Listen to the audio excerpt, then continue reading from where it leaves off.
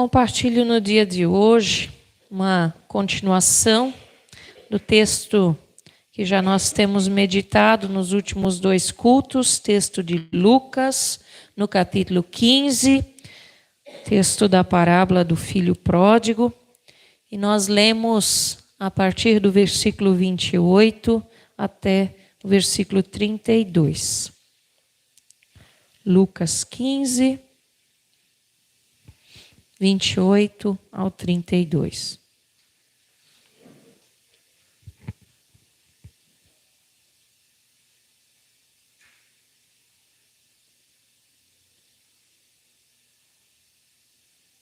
A palavra diz: o filho mais velho encheu-se de ira e não quis entrar. Então seu pai saiu e insistiu com ele.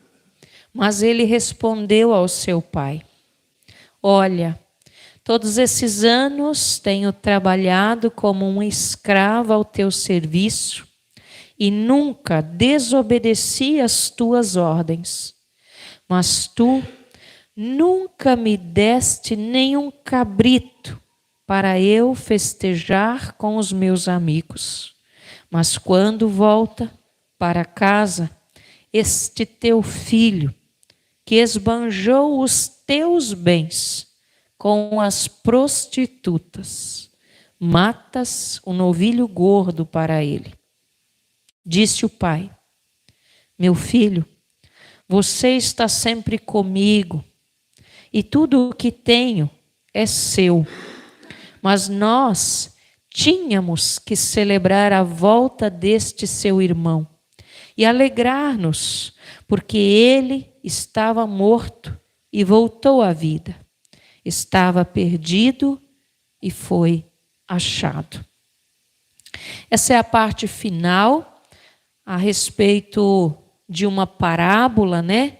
De uma ilustração que Jesus conta, e ele fala a respeito de 2 irmãos com o seu pai.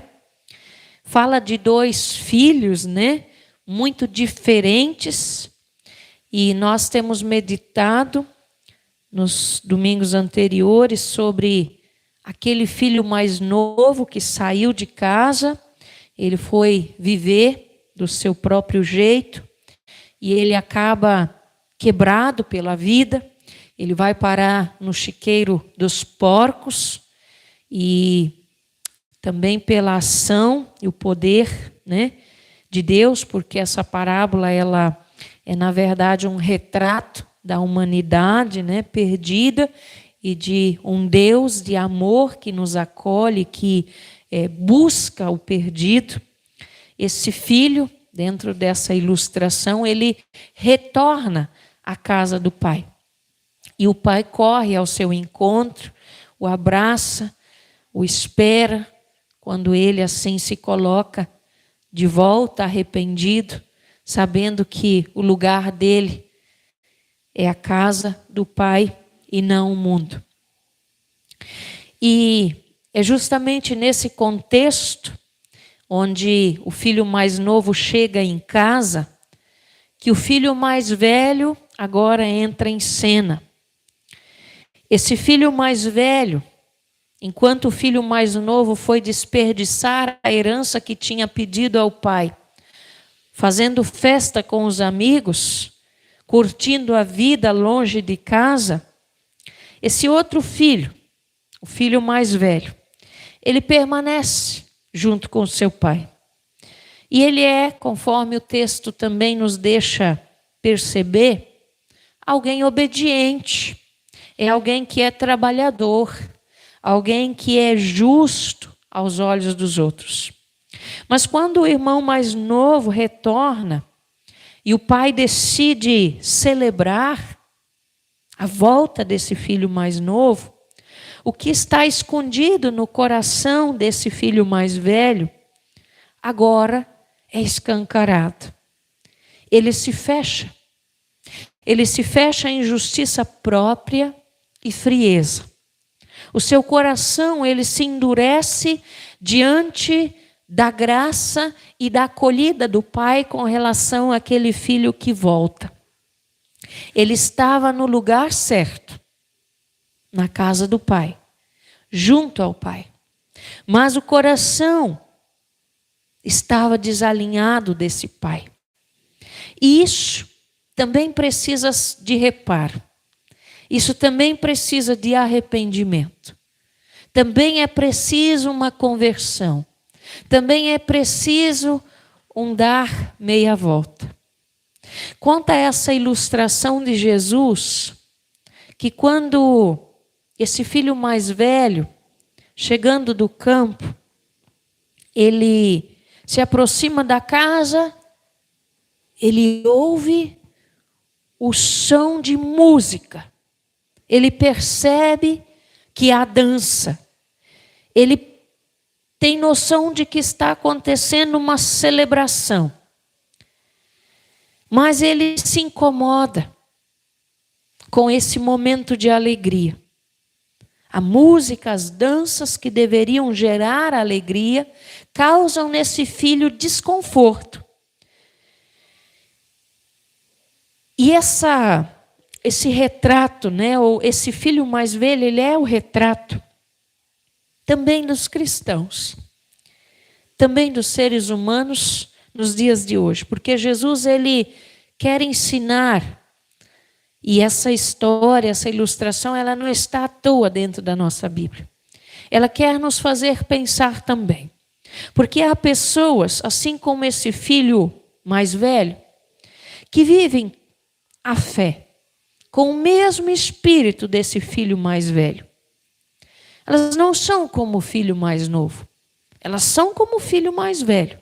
Fiéis, obedientes, zelosos ou zelosas, mas essas pessoas geralmente são cristãs.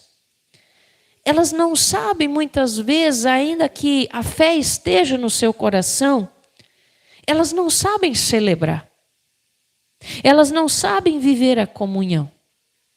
Então, se algo foge do que elas conhecem, elas já ficam inquietas e elas muitas vezes se fecham. Então, dentro da casa de Deus, estão muitas dessas pessoas. Mas o coração, dependendo do que acontece, é travado. Ele se distancia, ele se desconecta. E observem vocês como Jesus vai conduzindo essa história. Ele conta que esse filho, quando ele chega, ele escuta a música, ele chama um servo. Ele chama um servo para entender o que está acontecendo. Ali a gente já vê a desconexão. Ele não busca o pai, ele busca o servo.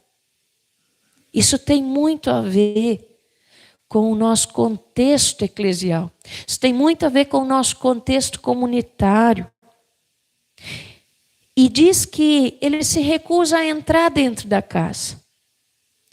Ele está perto, mas ele prefere ficar de fora.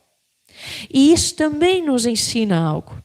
Da mesma forma, muitos hoje estão dentro das igrejas, envolvidos com as coisas de Deus, mas sem intimidade com o Pai. Conhecem os mandamentos, mas não conhecem o coração de quem os deu. Cumprem bem a rotina da casa, mas nunca experimentaram a festa da graça com liberdade, porque estão travados. O servo, então, dentro dessa ilustração, explica: seu irmão voltou, e o seu pai mandou matar o novilho gordo, porque o recebeu são e salvo, ele voltou bem. Esse era um gesto especial naquela época, reservado para momentos especiais. Matar aquele novilho gordo, aquele era preparado para uma ocasião especial. Mas aquela graça oferecida ao irmão mais novo é para o irmão mais velho uma injustiça com ele, contra a sua fidelidade com o pai. Em vez de se alegrar pela volta do irmão, ele é envolvido, consumido por indignação. O coração dele não suporta a ideia de que alguém que errou tanto seja acolhido com tanto amor. Ele não aceita isso. Mas o pai, mais uma vez, toma a iniciativa. Ele sai de casa, ele chega até onde está aquele filho mais velho. E assim como ele fez com o filho mais novo, quando ele sai correndo em direção para abraçar aquele filho mais novo que vinha chegando, agora ele faz exatamente a mesma coisa com aquele filho mais velho. Ele o convida para entrar, ele insiste para que ele entre. O pai o quer também dentro da sua casa. Ele quer que ele participe da festa, que ele desfrute da festa. Só que ao invés de aceitar esse amor, o filho mais velho, ele derrama tudo aquilo que estava guardado, ele vomita tudo aquilo que está engasgado, ele coloca isso diante do pai. E ele diz: há tantos anos eu sirvo como um escravo, ele até coloca, né?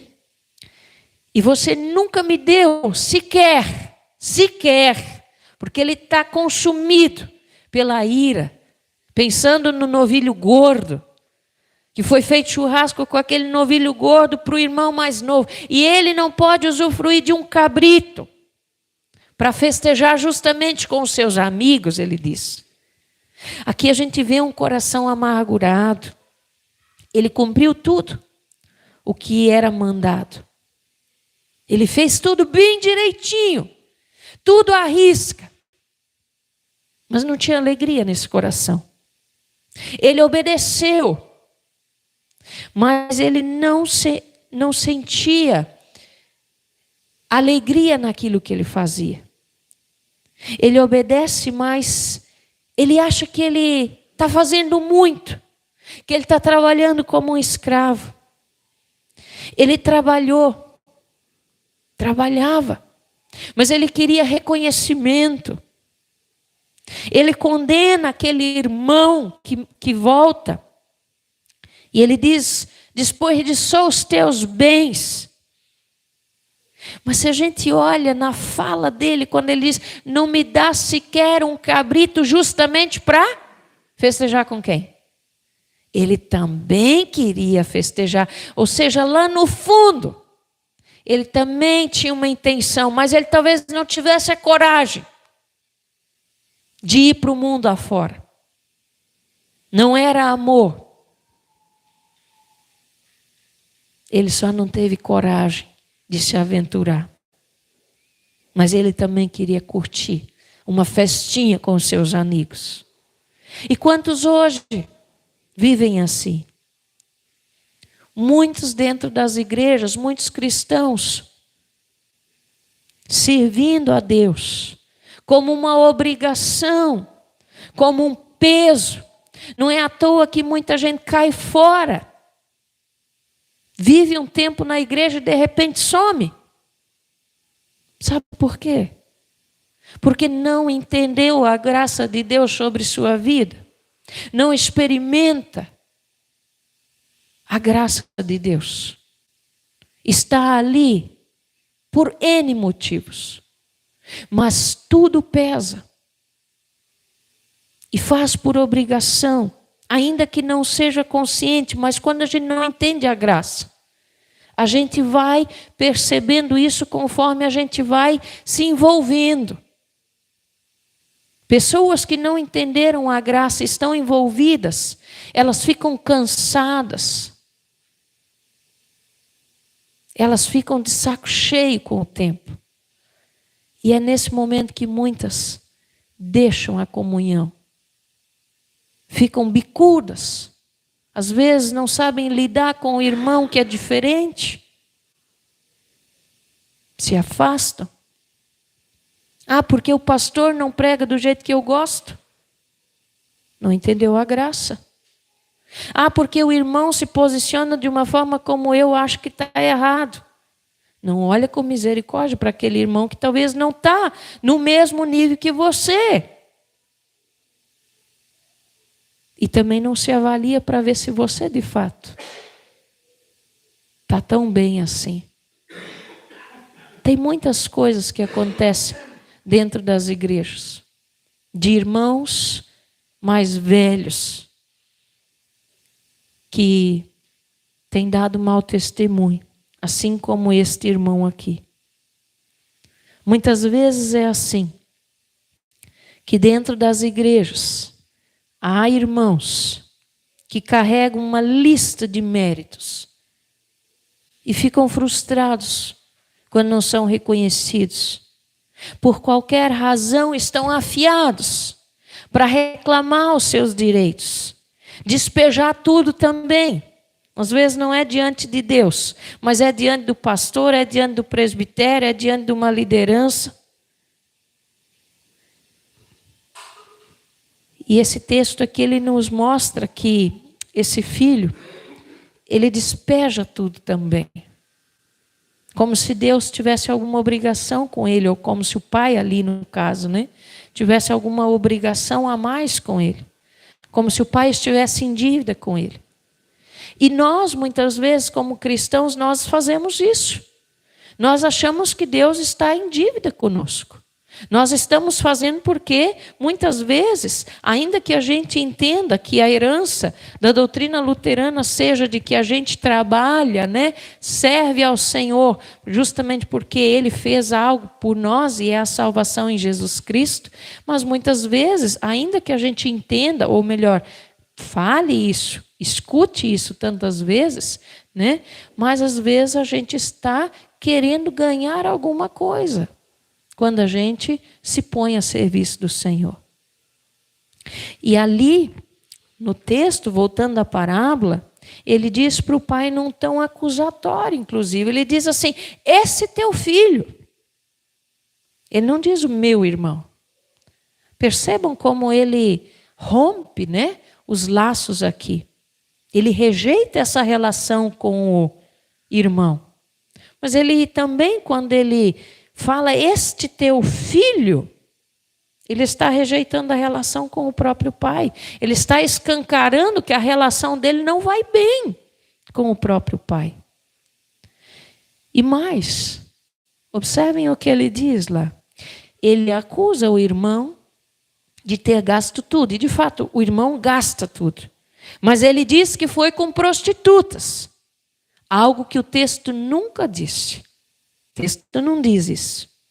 É fruto do julgamento distorcido, da raiva que cria narrativas. E o quanto nós temos que ter cuidado com isso. Porque nós, muitas vezes também, no momento de ira, no momento onde o coração está ressentido, a gente aumenta algo que não foi dito, algo que não aconteceu. A verdade, muitas vezes, é distorcida. Mas o pai ali é bem paciente, louvado seja Deus, porque esse pai é Deus. E é assim que ele trata os seres humanos. Ele não revida ali. Ele continua no seu tempo da graça, né? Nós vivemos esse tempo. Ele responde com ternura. E Jesus, ele contextualiza essa ilustração justamente para que a gente perceba, nós estamos no tempo da graça. O pai ainda responde com ternura. Filho, você sempre esteve comigo, tudo que é meu é teu.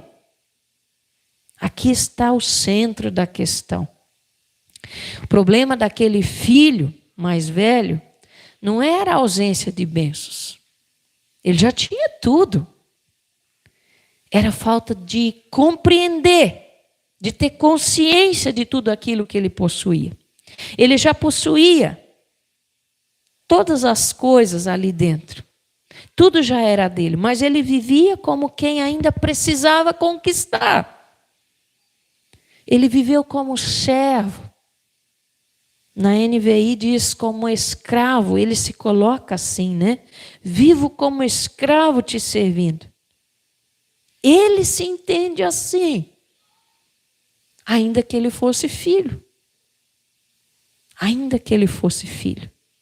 Ele cumpriu tarefas, mas ele nunca celebrou. Ele era filho que vivia como se o pai ainda lhe devesse alguma coisa.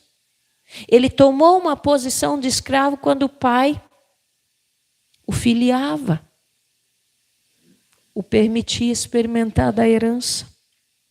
E é assim com muitos de nós. Tanta gente dentro da igreja, trabalhando, servindo, cantando, pregando, liderando. Também lá nas nossas casas. Hoje até, e eu sempre penso assim, Deus sempre, conforme eu vou meditando durante a semana na palavra que eu preparo para o culto, Deus sempre vai falando comigo, né? E Ele sempre me dá uma cereja assim, né? E hoje eu ainda vi um vídeo e falava de uma senhora e ela dizia assim, sobre o nosso comportamento como cristãos também lá na nossa casa, né? Então muitas vezes a gente lê a Bíblia, muitas vezes a gente ora, além daquilo que a gente faz na nossa igreja, né? Servindo de alguma maneira, e a gente acha que orar, acha que ler a palavra, fazer algumas coisas, né? Tirar um tempo para Deus durante o nosso dia, que isso é cumprir a nossa tarefa com Deus.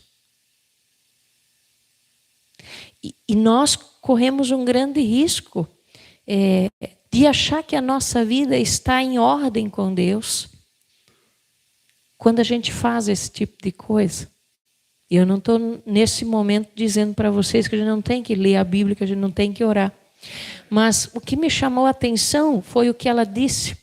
Porque às vezes a gente pensa isso assim, tá, mas se eu não estou orando, se eu não estou lendo a palavra, eu estou distante de Deus. Mas se eu oro, se eu leio a palavra todos os dias, então eu estou conectado com Deus. Não necessariamente. Não necessariamente. Por quê? Porque às vezes não deixa de ser apenas mais uma tarefa, né? Às vezes é apenas um ritual. De a gente pensar, parece que eu estou pelado se eu sair sem ler a Bíblia hoje. Parece que me faltou uma coisa. É um ritual, né? O segredo é o que me motiva. O que me motiva a pegar a minha Bíblia. É uma sede por Deus ou é apenas cumprir a minha tarefa do dia? Aí que está o grande dilema também dessa parábola. Esse filho mais velho, poderia estar lendo a Bíblia todos os dias? Poderia estar orando, tendo comunhão, falando com o Pai todos os dias, mas pode ser que ele também, assim como muitos de nós, às vezes, enfrentamos essa dificuldade de conexão com o Pai. A motivação, qual é? Por que eu falo com o Pai? Então tem muita gente vivendo, querendo de Deus um cabrito. Tem muita gente vivendo em busca de reconhecimento. Tem muita gente que vive sem perceber que o maior presente já foi dado. E essa é a motivação de eu orar, essa é a motivação de eu colocar a minha vida, as minhas dificuldades, as minhas alegrias diante do Senhor, de eu pegar a minha Bíblia, de eu ler um devocional, de eu ter comunhão na igreja, de eu liderar um grupo, de eu tocar no louvor, de eu cantar no louvor, de eu estar envolvido em algum ministério. Isso tem a ver com eu perceber que Deus me alcançou a graça através de Jesus Cristo que o grande presente que nós temos nos foi dado a partir de Jesus Cristo, quando Ele nos permitiu nos achegar novamente à presença do Pai. Nós temos acesso ao reino, à herança, à posição de filhos por causa de Jesus. Nós temos livre acesso ao Pai. E é isso que deve nos conduzir à vida cristã, que faz sentido, que de fato é autêntica. Aquele filho mais velho, como retrato de cristãos que vivem fazendo rituais, não entende isso. Aquele filho, ele achava que ele estava sendo injustiçado. Aquela herança que o irmão mais novo recebeu não era nada diante do que ele podia desfrutar. E Jesus, ele não conta essa ilustração para exaltar aquele filho rebelde, mas para revelar que a herança só faz sentido na presença do Pai. Os dons que nós temos, os recursos que nós temos, as bênçãos que nós recebemos, tudo perde o valor quando a gente se distancia de Deus. E a gente percebe isso acontecendo tanto com o filho mais novo como com o filho mais velho. O filho mais novo levou a sua parte e ao se afastar ele acaba arruinado. Tinha herança, mas ele foi embora e distante do pai tudo virou em nada. Agora o filho mais velho, ainda que ele tenha permanecido em casa, ele não usufrui da sua herança. Ele vive como escravo, com peso. Por quê? Porque o coração está distante. Ambos, distantes do coração do Pai, não usufruem bem da sua herança. E nós podemos também correr esse risco de não usufruir a herança que Deus tem para nós. Nós também corremos o risco de vivermos, talvez não como o filho mais novo que vai embora para o chiqueiro de porcos com a sua herança, ou sem ela, né? Mas às vezes nós estamos dentro das nossas igrejas, na comunhão com os irmãos, vivendo como o filho mais velho, sem experimentar a herança. Essa parábola, ela nos confronta muito. O que Jesus quer nos mostrar aqui é que o lugar certo não basta. Não basta eu ter uma Bíblia, não basta eu abrir ela, não basta eu estar em oração, não basta eu estar na minha igreja.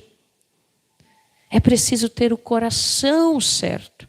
Tudo isso é lugar certo, nos proporciona isso, né? Mas é preciso também um coração inclinado ao Pai. Um coração errado no lugar errado leva à ruína. É o que acontece com o filho mais novo. Mas um coração errado, mesmo que seja no lugar certo, também não transforma em nada. Não transforma a sua realidade. E isso é o que acontece com o filho mais velho ali. Permaneceu em casa, foi fiel, foi obediente, mas o que o motivava? Talvez era medo do mundo. Porque o coraçãozinho queria festejar com os amigos. Né? Eu lembro de uma pessoa que se converteu de forma bem radical. Assim, um dia ela não era crente, no outro dia ela era crente. E eu cria na conversão dela, e creio até hoje que ela é uma mulher convertida, mas era engraçado como ela gostava de dançar. Continuava dançando muito, né? Ela sempre era de dançar, os forró e não sei o quê. E às vezes ela se trancava no quarto e ficava dançando os louvores. Mas era um pezinho que ela ainda tinha no mundo, né? Era um pezinho no mundo. Eu não sei como é que está hoje, mas Às vezes a gente também tem um pezinho no mundo e a gente não se dá conta disso. Uma saudadezinha de algumas coisas que a gente experimentou antes de ser crente, antes de ingressar e de ficar bem firme na igreja, né? E talvez essa saudadezinha tenha a ver com o nosso jeito de ser um irmão mais velho. Talvez seja porque o nosso coração não esteja tão plenamente inclinado ao Pai como deveria estar. E esse é o grande alerta. O Dilson falou da fé fraca, né? Uma vez que a gente também tem uma fé fraca, desconectada, não funciona nada. Nada é transformado ao nosso redor. Não é transformada a igreja onde eu estou através da minha vida. Não é transformada a minha família. Não são transformados os filhos, como ele bem colocou. Por quê? Porque tem uma desconexão. E isso não é o que Jesus está querendo e desejando. Então tem muitas pessoas e nós precisamos nos avaliar como gente de igreja. Como gente que tem comunhão todos os domingos. E eu não estou dizendo isso porque às vezes, eu até falei isso ontem lá em Braço do Norte, porque quem escuta isso, pensa assim, está vendo? Não preciso da igreja, porque lá dentro é cheio de irmão mais velho mesmo. Está todo mundo ali, o coração não está no lugar certo, mas o coração continua errado. Mas a gente precisa saber uma coisa, nós estamos no lugar certo. Só basta o Espírito Santo dar uma mexida aqui, o coraçãozinho, né, deixar o coraçãozinho ser transformado. Né? Então não é assim que, porque nós estamos às vezes experimentando uma desconexão de que, então eu posso curtir o mundo. Não é isso que eu estou dizendo. Né? Eu estou dizendo de que nós precisamos constantemente nos avaliar. É isso que Jesus está dizendo. Quem quer caminhar com o Senhor, né, quem quer andar com o Pai, precisa sempre de novo, continuamente, se avaliar. Lembrando essa parábola. Uma vez nós já fomos filhos perdidos lá no chiqueiro. Se Deus nos trouxe, nós precisamos ter o cuidado de que não nos tornemos filhos mais velhos. Porque na rotina da vida, nós muitas vezes fazemos as coisas no automático, também com relação a Deus. Esse é o grande perigo. O que Jesus deseja para nós é que nós estejamos não no chiqueiro de porcos, no lugar certo, na casa do Pai, que não é a estrutura, obviamente, mas também Jesus quer que nós estejamos no lugar certo, com o coração certo.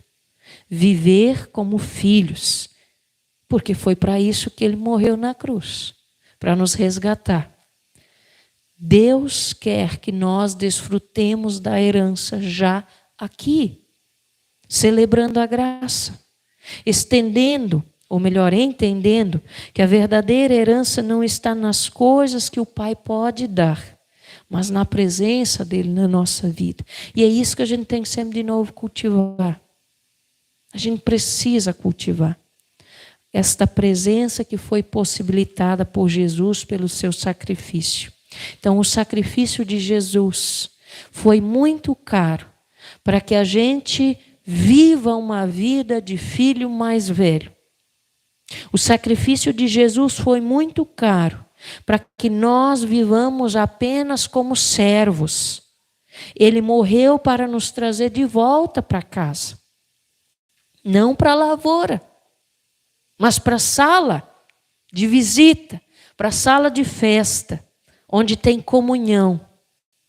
Ele nos trouxe para sermos filhos. Filhos obedientes, sim. Filhos que servem, sim, mas não escravos. O sangue de Jesus não foi derramado para que você provasse o seu valor, porque parece que é isso que o filho mais velho quer provar, mas para que pudéssemos viver como alguém que já recebeu o amor, que já vive o amor. E quando essa verdade entra no nosso coração, é aí que tudo muda. Servir deixa de ser peso e passa a ser prazer. Então, se a gente faz algo e é reconhecido, ganha um feedback, que bom. A gente precisa elogiar os irmãos, incentivá-los, faz parte. Mas nós não podemos ser motivados pelos elogios a servir. Entendem? Então, é quando, ou melhor, servir deixa de ser peso e passa a ser prazer quando a gente entende que é a graça de Deus que está sobre a nossa vida. Então, obedecer deixa de ser o esforço para ser resposta a Deus. Porque nós não estamos mais tentando conquistar o amor de Deus, nós estamos vivendo o primeiro amor, né? Estamos respondendo a um amor que já nos foi dado. E então a pergunta que precisa também ecoar dentro de nós é: se diante do juízo descobríssemos que o nosso lugar no reino não está garantido, mesmo que o juízo ainda vai acontecer lá adiante, mas a gente tivesse uma prévia, como cristãos, e de repente viesse um WhatsApp de Deus para nós e dissesse assim: ó, fulano, toma cuidado, teu nome não está aqui. E aí? O que tu faria? Se você está lendo, se você está orando, se você está participando do culto, está participando das atividades da igreja, está servindo, está lá no culto infantil, está lá no louvor, está pregando, de repente uma mensagem: teu nome não está aí, não está na lista. E aí? O que tu faria? O que você faria? Às vezes não é por falta de serviço. E é isso que a parábola está nos ensinando. Não é por falta de serviço, mas é por falta de relacionamento. Que o nosso nome pode não estar lá no livro da vida.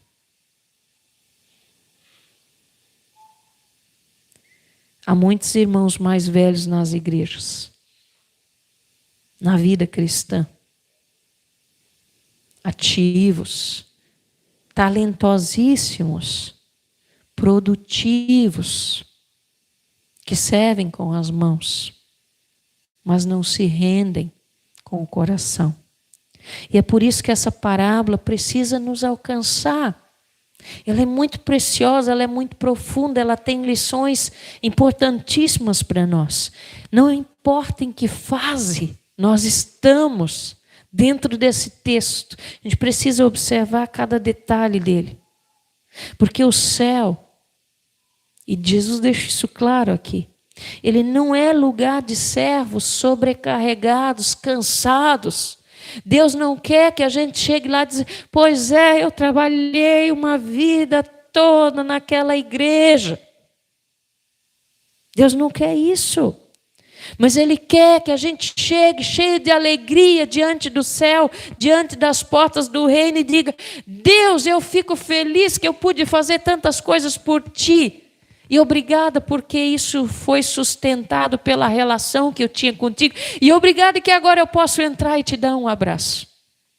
É isso que Deus deseja. A maior alegria do Pai não está no quanto nós podemos fazer por Ele, mas no momento em que a gente entende, pelo sangue de Jesus, eu fui reconciliado, eu fui filiado, resgatado, para estar na presença do Pai. E eu lhe pertenço como filho e não como escravo. É isso que Deus deseja implantar no nosso coração. Hoje o Pai continua à porta, esperando o retorno de quem se perdeu e que talvez esteja no chiqueiro, mas também insistindo com quem ficou, mas nunca celebrou.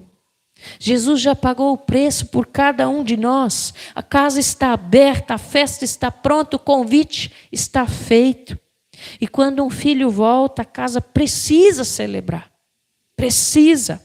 Mas quando esse filho entende verdadeiramente quem ele é, porque foi isso que aconteceu com o filho mais novo. Ele é recebido como filho e por isso ele entra. Ele aceita, ainda que ele quisesse ser escravo, que ele quisesse ser servo. Mas aquele que permaneceu, ainda que entendesse que era filho, vivia como escravo. Mas é quando a gente entende quem nós somos. Isso tem grande poder sobre a nossa vida. O sacrifício de Jesus é, como eu disse antes, é caro demais para a gente achar que a gente é escravo. E eu não estou falando de escravo como no sentido de que filho é beneficiado o tempo todo e que pode ficar vivendo nos privilégios. Não, o filho é chamado a atender a Deus, sim, a cuidar das coisas do Senhor. Nós somos chamados a zelar pela herança que nos foi dada. Mas como filhos, não como escravos que têm que fazer. Não é por obrigação e peso.